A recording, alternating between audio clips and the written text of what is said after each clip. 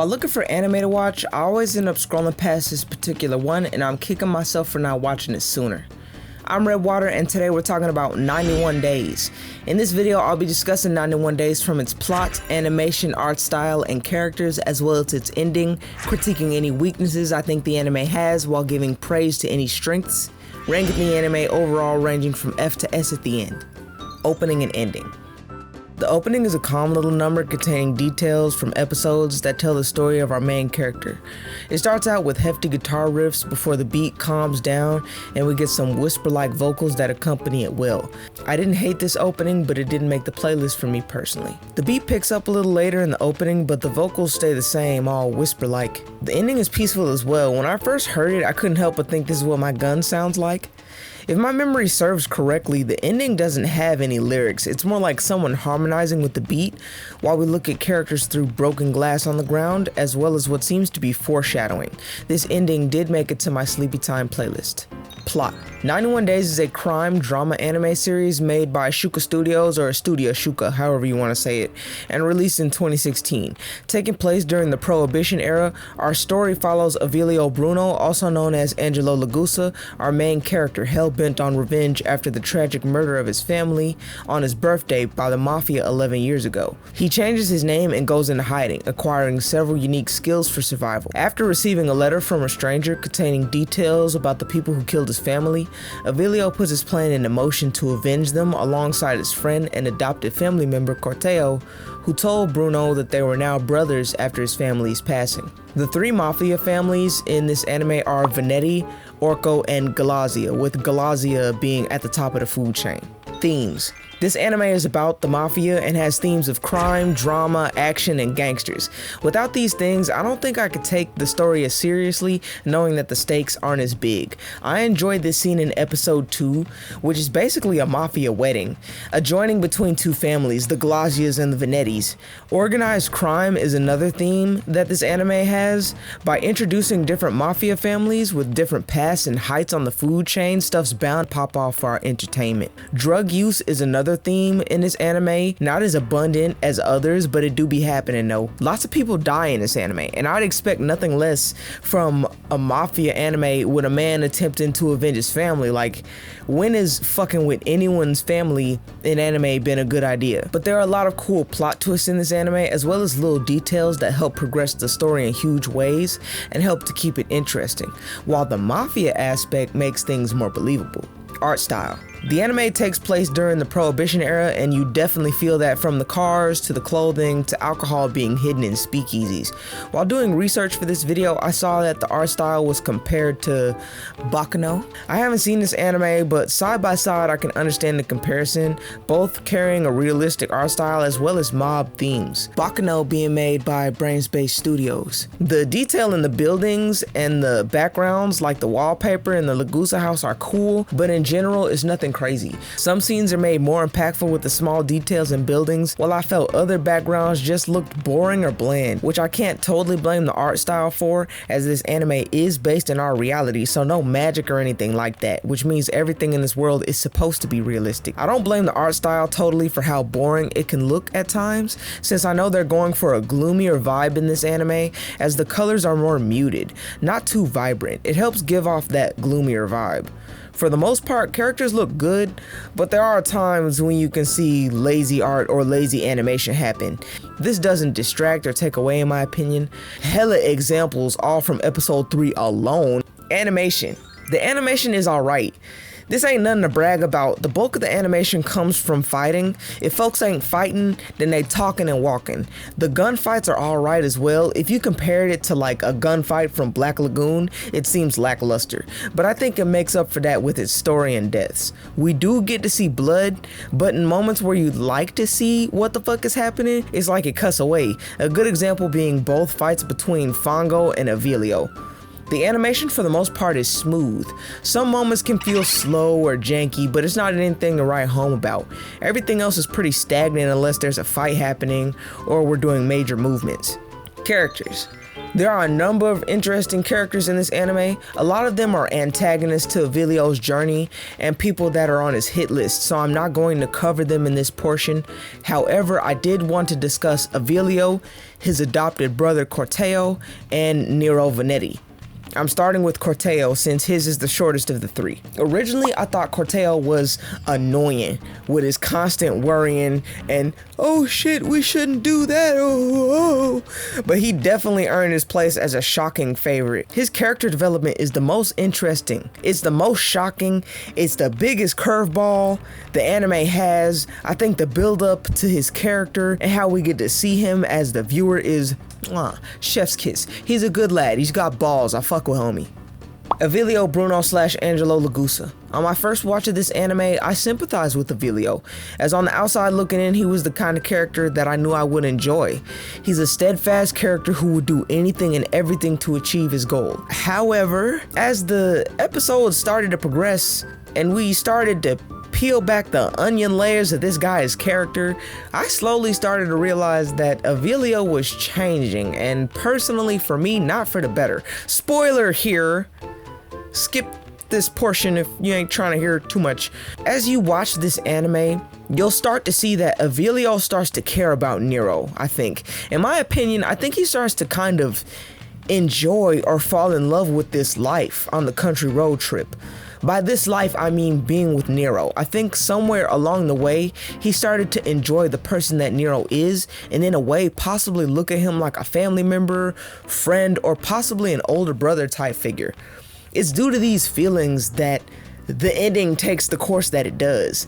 If he hadn't started to view NERO in this way, I feel like the ending would have been probably what you'd expect.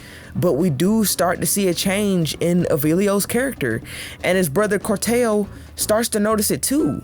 I think I want to make a deeper video talking about this anime's ending as well as the relationship between AVILIO and NERO.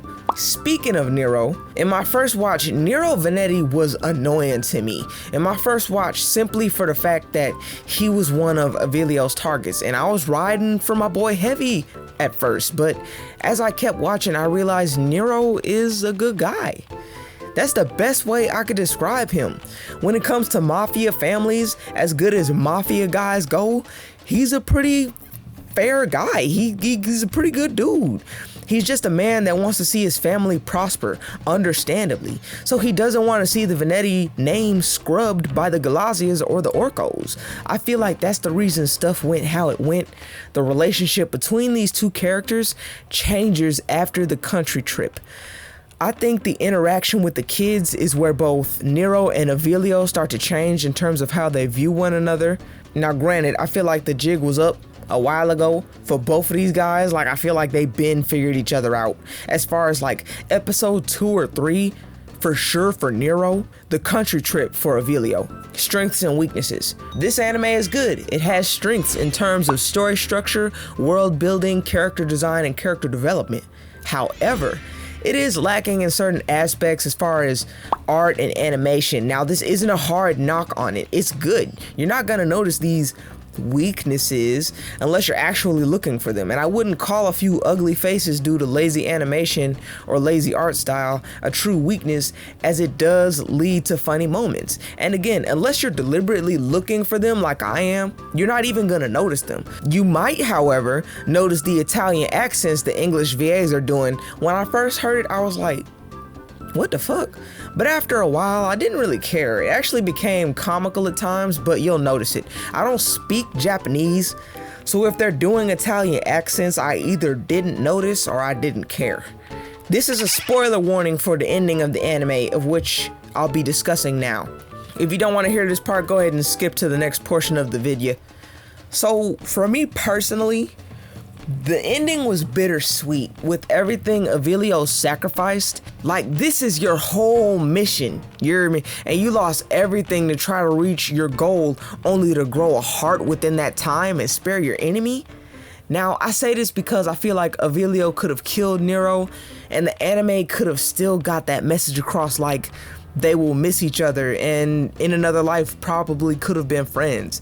The ending we got with NERO killing AVILIO and driving away, I feel like we could have done that like done the same thing but with AVILIO, and it probably would have hit harder as opposed to going on this long journey with AVILIO only to get the satisfaction snatched out from underneath you. That's just my opinion about the ending. When I watched it the first time, it just felt lukewarm, and when I watched it the second time, I just felt like the roles could have been reversed and it could have been better. Due to the ending, I actually knocked this down a tier, of which will be revealed at the end of the ranking. Best character. Man, this part was a pain in my ass. Normally when it comes to picking a best character, it'll be based off of how a character acts throughout the anime and how I perceive them, if I fuck with them or if I didn't. At the end of the anime, if I didn't like that character, I just don't like that character. For a long time, AVILIO BRUNO was going to be the best character for this anime. But after seeing the ending, I decided to change his placement. He is a good character. I still like him, especially his design. He's plain looking, but I'm fucking with the yellow eyes and the dark hair. If I have to give the best character to anyone in this anime, I gotta give it to Fongo. I picked him because throughout the entire anime, this guy was a crazy jackass and I loved it. I was expecting him to do crazy shit, and as the anime went further and further, he just got crazier and crazier. They gave me what I wanted and I enjoy his character. He didn't overplay his part. He was exactly what he needed to be in every scenario. Best character goes to Fongo. Worst character. You could take this with a grain of salt, but for me, for this anime, the worst character was AVILIO. While I enjoyed him at the start of this anime, as it went on, I saw he was changing.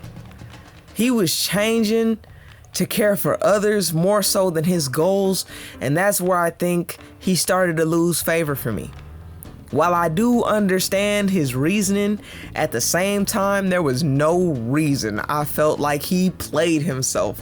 I felt like he deserved to do better for everything he had lost. That being said, I also understand wanting to die, because if he did kill NERO and the roles were reversed, he'd still have nothing at the end still. So, worst character goes to AVILIO BRUNO. Great death. I'm not going to say how he died or who killed him, but he deserves the great death for this video. Due to how he died, how long he lasted in the series, and who killed him, the great death badge is awarded to Fongo, no other contesters. Rank and badges. Overall, I'd place this anime in the C tier. It's good for what it is, and it is enjoyable for its story and characters. If you're in the mood for a light mafia anime with some interesting twists, I suggest you go check out 91 Days.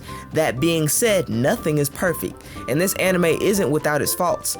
Taking into account the lazy art style, and if you're watching in English, the Italian accents in certain scenes. I mentioned earlier that it wasn't a big deal, however, it is something you will notice if you're paying attention. Sometimes they'll be doing the Italian mafia accent and then just randomly switch into talking regular before they realize, oh shit, I'm supposed to be doing the accent right now, stuffing things. The badges this anime gained while watching are as follows. Lightweight due to a total of 12 episodes.